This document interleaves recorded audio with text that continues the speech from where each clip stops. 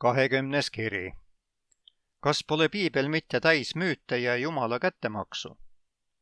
30. oktoober 1990. Kallis Kreeg, kui sa minu kirja kätte saad, on sinu jooksuvõistlus juba läbi. Ma loodan, et sul läks hästi, nii hästi, kui 62 miili jooksmine minna võib. Kui ma saaksin, saadaksin sulle enese lõdvestamiseks oma jacuzzi, aga see ei tule vist kõne alla. Miks mitte lisada veel mõned miilid ja lõpetada meie maja juures? Mõned kirjad tagasi rääkisid sa nii-öelda kognitiivsest dissonantsist ja just see mul ongi. Sa annad kõige paremaid võimalikke põhjuseid uskumaks kõige võimatumaid asju. 1. sajandi juut tõusis surnuist üles ja oli Jumal. Raamat, mis ütleb, et vaal neelas alla inimese, on Jumala sõna. Kes võib seda uskuda? Aga sinu väidete järgi, kes võib seda mitte uskuda? See paneb mu pea valutama.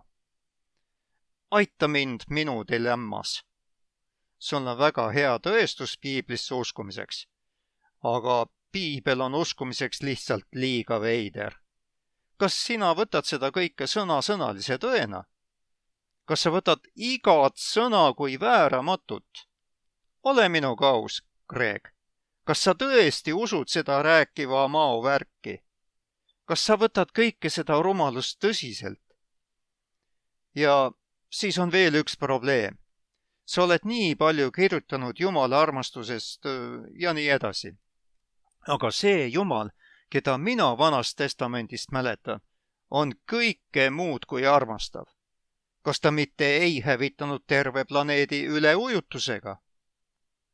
On tema ikka kuumavereline ja kas mitte tema ei käskinud hukata kaananlased, kaasa arvatud naised ja lapsed? Kas mitte tema ei põletanud tuhaks Soodoma ja Gomorra linnad? See pole küll sinu kõike armastava Jumala moodi.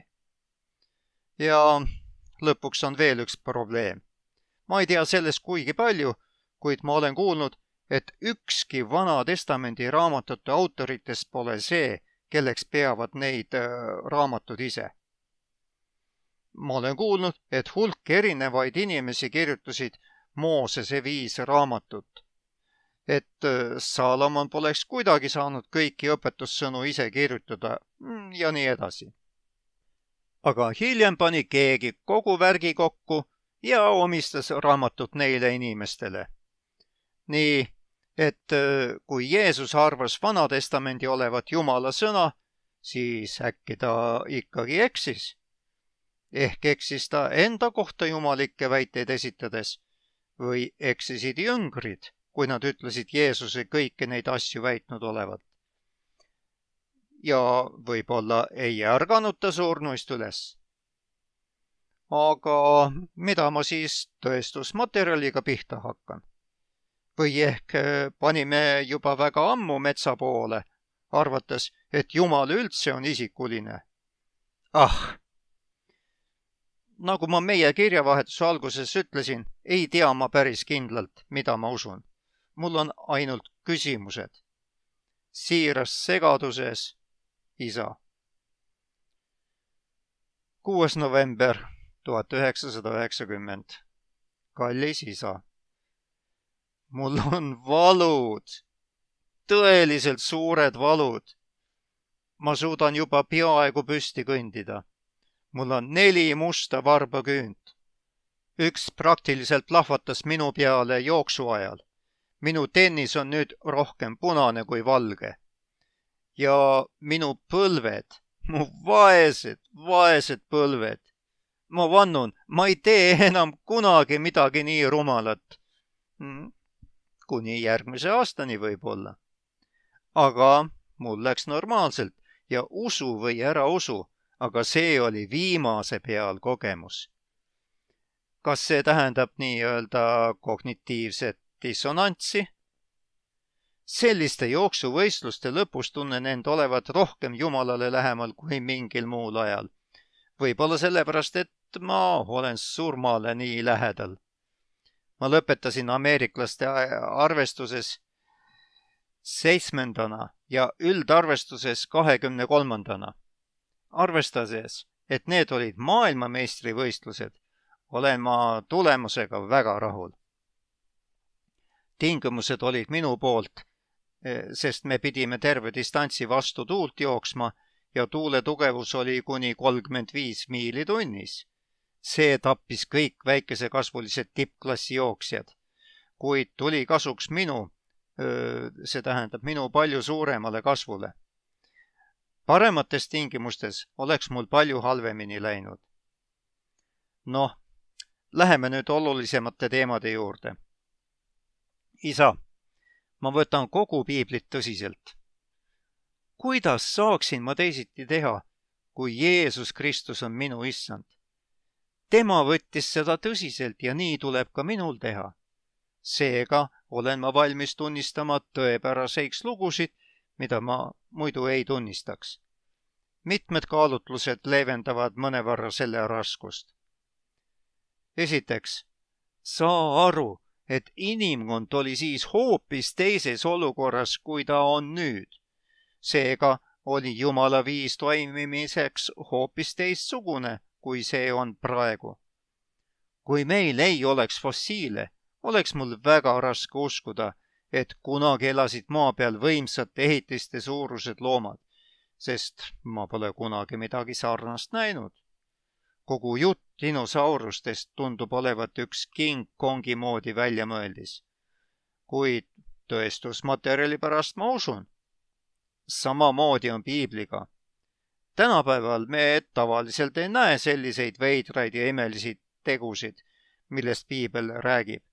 Aga kui tõestusmaterjal väidab, et nii tõepoolest oli ja kui meil on põhjust selle tunnistamiseks, siis miks mitte seda teha?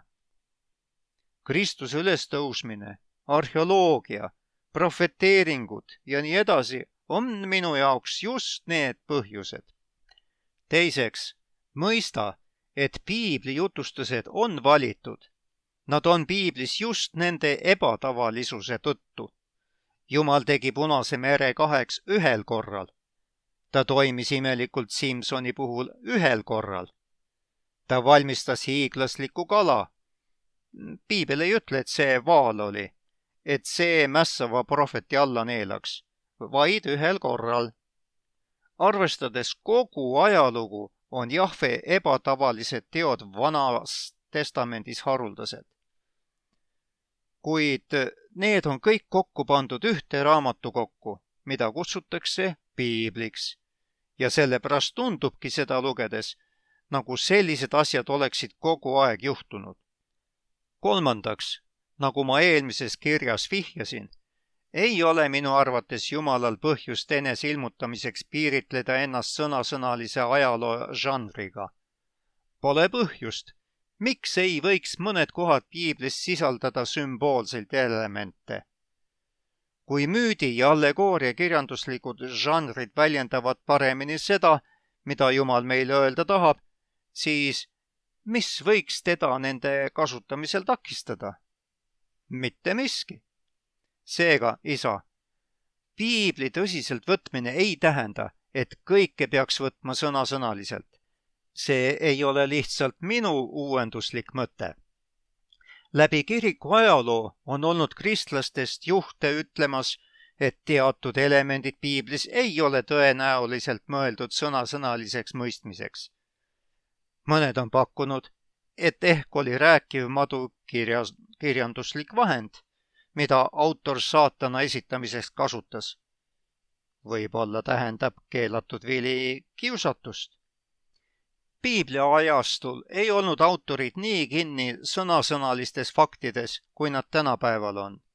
Tihtipeale seovad nad omavahel ajaloo ja allegooria või ajaloo ja müüdi, et sõnumit edastada. Hesekieli 19. peatükk on hea näide sellest. Autor kirjutab sõnasõnalisest ajaloost, kuid ta teeb seda sümbolismi kasutades. Lõplik tulemus on lugu, millel on sõnasõnaline tuummõte ja mida tuleb ajaloona tõsiselt võtta, kuid mida ei saa mõista sõnasõnaliselt iga koha peal. Arusaam, et piibel peab olema 100% sõnasõnaline, kui ta on 100% inspireeritud, on väga hiljutine ja eksitav nähtus. Kuid kohe tekib meie sõnasõnalise kaasaegse mõistuse jaoks küsimus. Kuidas peaks aru saama, mis on sõnasõnaline ja mis on sümboolne? Just hirm selle küsimuse ees pani 20. sajandi alguses fundamentalistid väitma, et kõik piiblis peab olema sõnasõnaliselt tõsi. Kuigi isegi nemad võtavad valitud jooni piltlikult, nagu näiteks ninast tuld välja puhuv või sulgedega kaetud Jumal, mis samuti piiblis kirjas on.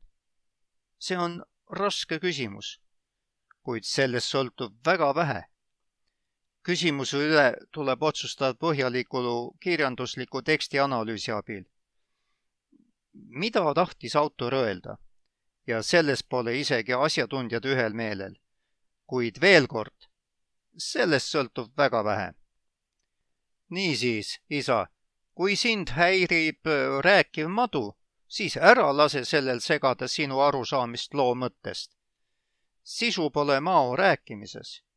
Asja tuum on selles, et Eeva alistus valele Jumala olemuse ja iseenda olemuse kohta ning seega arvas, et ta saab ennast parandada sellega, mida ta tegi. Ta ei olnud enam rahul endaga, nagu Jumal tema loonud oli. Jumala armust ei piisanud.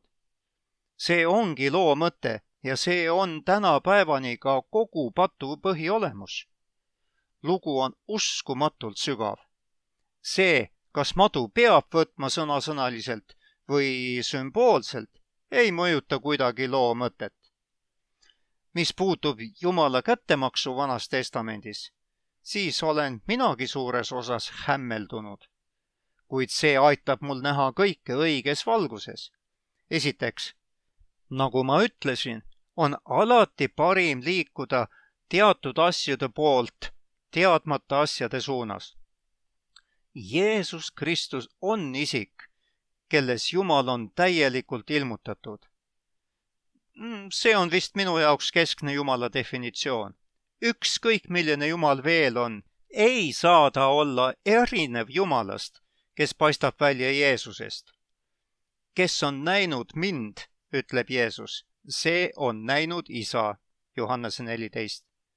Kui miski piiblis sellele vastu tundub rääkivat, siis tuleb mul tunnistada enda teadmatust ja otsus ümber hinnata. Ma ei tea alati, miks Jumal tegi, mida ta Vanas Testamendis tegi, aga kuna ma teistel alustel tean, et Jumal on kõiki armastav ja täiuslikult tark, siis tuleb mul lihtsalt usaldada, et tal olid targad ja ammendavad põhjused niimoodi toimimiseks. Teiseks, me peame taas meelde tuletama, et Vana Testamenti lugedes on meil tegemist meie maailmast täiesti erineva maailmaga. Meil on raske üldse ette kujutada, milline oli vanasti inimese mõtteviis. See oli niisama erinev meist, kuivõrd on erinevad primitiivseim pärismaalase mõtteviis ja meie mõttemaailm. See oli äärmiselt vägivaldne, jõule keskendunud ühiskond, milles jõu kasutamine oli õigustatud. Ehk siiski mitte niivõrd erinev meie ühiskonnast. Elu oli odav. Näiteks ohverdasid kaananlased rituaalselt vastsündinud beebisid neid elusalt põletades. On tõestusmaterjali selle kohta, et nad viisid läbi mingit nii-öelda religioosset rituaali, kinni sidudes sünnitusvaevades naise jalad ja lastes tal niiviisi surra. Neis kultuurides aeti vahel vallutatud täiskasvanuist alluvad teibasse ja tähistati võitu nende üle, lüües nende alluvate laste pead vastu kivesodiks. Seega, võib-olla on üks põhjuseid Jumala vägivalla kasutamiseks Vanas Testamendis asjaolu, et vägivald oli ainus viis oma eesmärgi saavutamiseks. Lahingukuumuses räägivad vaid pommid.